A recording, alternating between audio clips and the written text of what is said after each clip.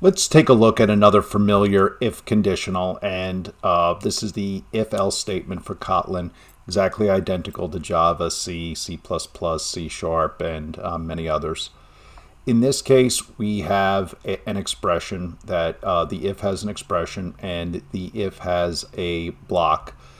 If the expression is true, the if's block executes.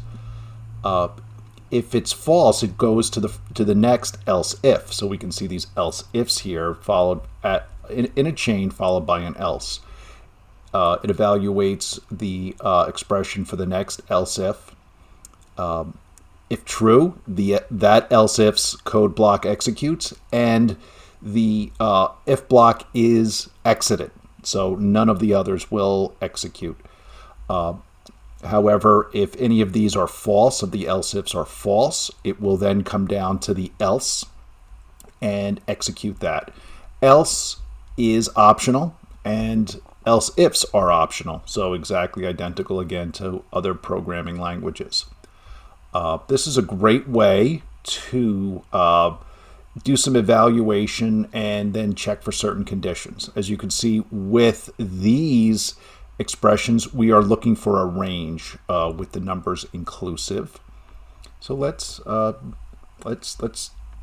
run this and see what it gives us. Again, we'll right-click on the Kotlin class file and we'll choose Run.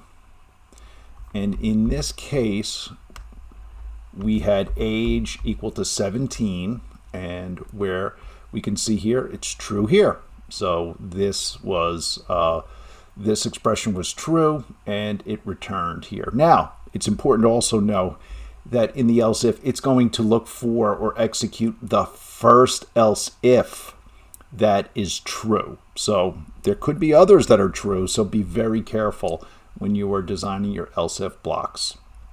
That could be a bug that is sometimes very difficult to find.